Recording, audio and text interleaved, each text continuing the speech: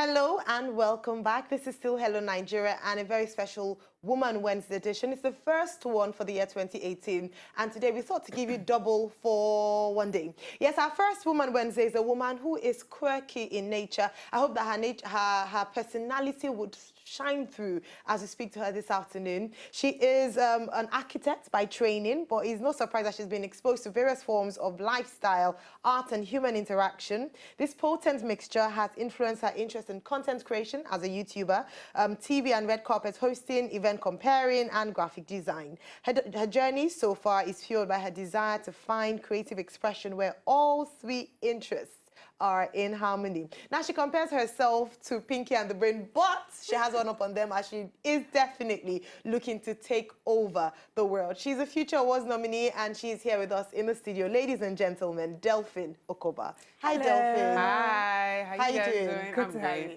Pinky and the Brain. She has to choose. So are you Pinky or are you the Brain? The Brain, of course.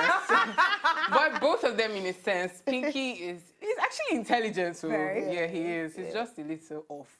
And I can be like that. Great to have you. Now, something I didn't mention also is that you're the founder and creative director at the Delphinator TV on YouTube. The journey is an interesting one. We've seen film. We've seen film, you know, evolve from a few years back, but now it's changed in Nigeria. Absolutely. First of all, how did you get into this? From architecture, you practiced for 3 years and then you went into film. How did you make that transition? I've always been interested in media. So when I was in school, I was working with Spice TV at the time. I hosted like 3 shows on Spice TV, and then I had to quit because school was suffering. So when I was done with school, I got a job immediately with a construction firm. And I did that for 3 years, but I wasn't happy. Like, I knew that this is not what I really want to do. So I just up and quit and decided that, okay, I was going to go back into media. But it just wasn't happening. I went for several auditions. Nothing panned out. So I thought, YouTube is there. Why don't I just broadcast myself? And they always say you should start with something that you're comfortable with, something that you have knowledge about. And I love film. It's something that I've always loved from when I was a kid. So I thought, let me talk about movies. And then at first I started with Hollywood films. And then I went for Afrif in 2016. And I was like, whoa. My mind was blown. I'm like, this is Nigeria. Like, Nollywood movies, films by young filmmakers. I was totally blown. So I thought, this is where I want to be. You know, I want to talk more about Nollywood films. I want to be some sort of, like, will I say preacher?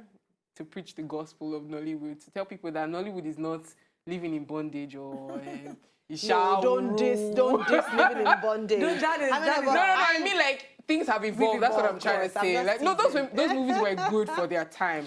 Yeah. Don't get me wrong. And that is not to say there's still some people who would go back and watch. No, there's still people who make living in bondage type of movies. Yes. I was gonna say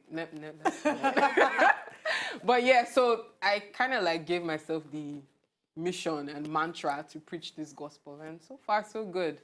We've been getting some sort of recognition. I mean, getting nominated for the Future Awards, I did not see that coming. Thank you. Like it just blew my mind, you know.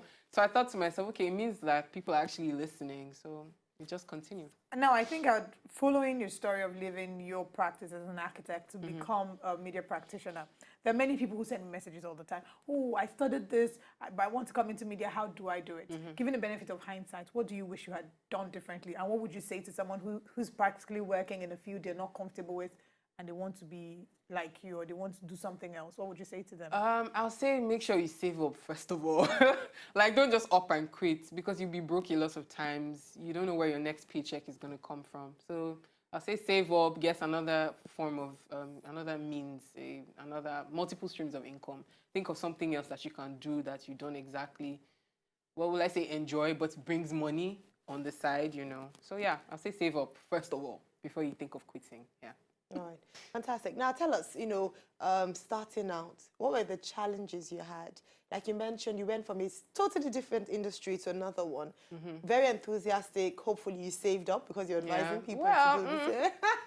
Maybe I didn't have enough savings. That's what I'm telling people to save up. Because you'll be broke a lot of So times. what, obviously money was probably a challenge, paycheck. So Yeah. what were the other challenges and how did you surmount those challenges? I'd say starting, first of all, like I didn't know where to start from. I just knew what I wanted to do and I wasn't sure how to start. So I talked to a mentor of mine, James Omokwe.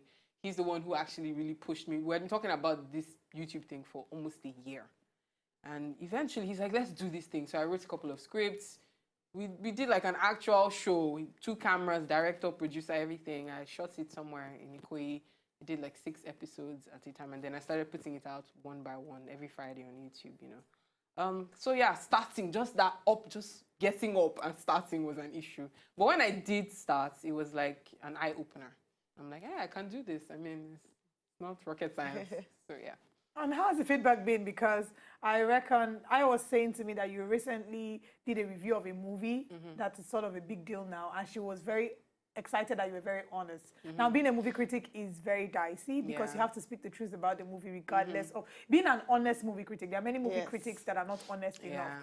But from Ayo's report, she says that it was the last refreshing one, to that was watch very it. refreshing to say that someone could actually say the truth about this movie and speak her mind. Even though you drank their champagne and ate their food. How does it affect your relationship with these movie producers and directors? And when they see you, do you like try to duck and hide because or not make friends? Yes, How can you criticize your friend after spending so much money? Tell her her movie was rubbish. I know, it's a bit weird. I can't even lie.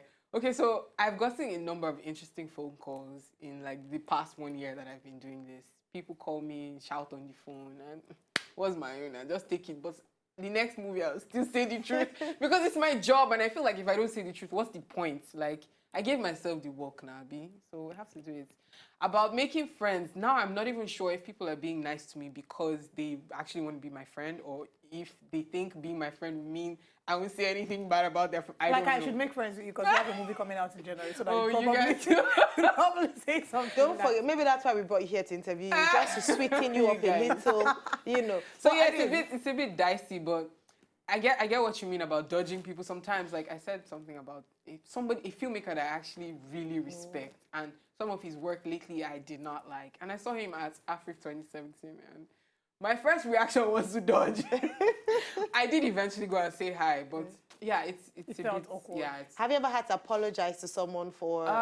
Yes, I said there was a report about something with a movie that wasn't correct, and I added to one of my reviews. I obviously couldn't take down the video, but thankfully YouTube has a tool where you can actually cut out stuff. So I went and cut out that bit.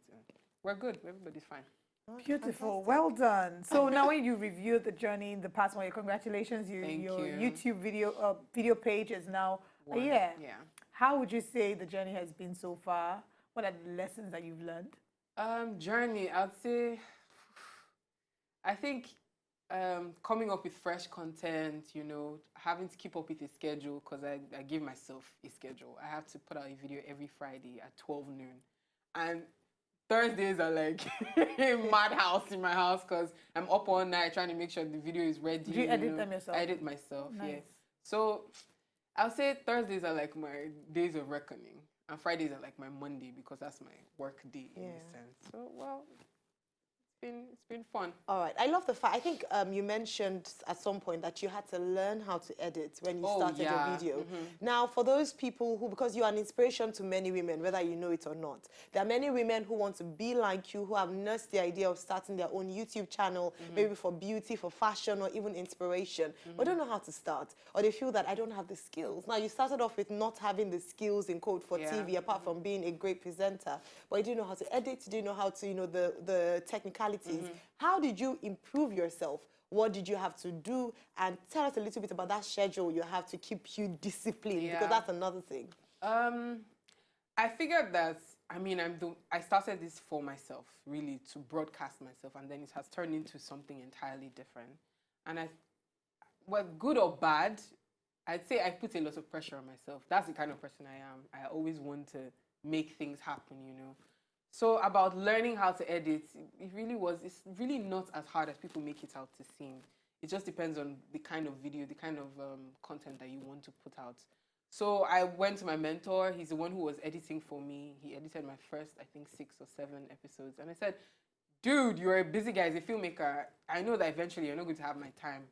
Instead of giving me fish, teach me how to fish. So I'd go to his office every morning and he'll say, oh, editing is like this. It's telling a story. He'll bring out like sticky notes, 5 sticky notes. He'll write different words on those sticky notes and rearrange them in different ways. And say that's how to tell a story. Just depends on how you arrange each frame. And that was it. So I got the software. I started practicing.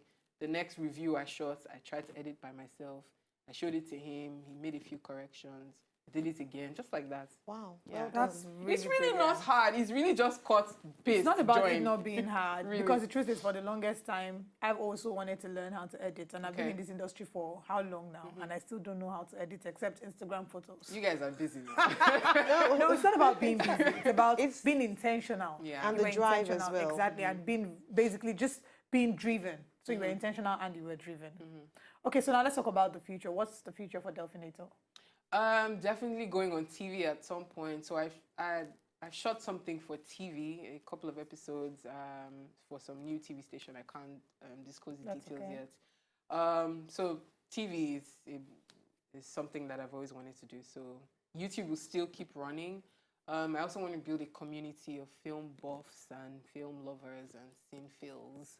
So we'd go someplace, watch a movie, discuss, and record our reaction. I was That's going more to say, I love content. that part to like Yeah. bring in audience reaction. Yeah. Love it. So something like that, sort of like a tarot for movies or an open mic for cinema lovers, that sort of thing. So build like a community of people who like-minded movie lovers, that sort of thing. So that's where my head is at right now. Wonderful. Thank you very much, Delphine. I wish Thank we you could for having speak me. to you a bit more, but Yeah. unfortunately our time is fast spent. Now, guys, if you'd like to find out the latest reviews on on Nigerian movies and even international movies, you can visit the Delphinator. Usually if I want to see a movie, I'll just go and look and say, okay, let me see if it's worth going to spend my hard-earned money on. Thank you, Delphine. People Thank can you. follow you on social media. Her social media handle has been scrolling on your TV screen, and it's at the Delphinator TV, right? Yes. The Fantastic. Delphinator TV on all platforms. On YouTube, but the Delphinator on Instagram. and So when everything. people want to watch your videos, the Delphinator TV on TV, YouTube. yes, on YouTube. Perfect. Fantastic. All right, ladies and gentlemen, it has been a wonderful experience speaking with Delphine Okobah, aka the Delphinator. And we hope to see you again in another year, hopefully, after Yeah. you've evolved and probably started your film crew. All right, ladies and gentlemen, we're going to quick break right now. When we come back, we have another woman who is doing amazing stuff. She's a humanitarian, a musician, and an all-round phenomenal woman. See you soon as we speak to Nikki Laoye. To enjoy more of these our Ogbonge videos when you just watch, press this button to subscribe on top of our YouTube page.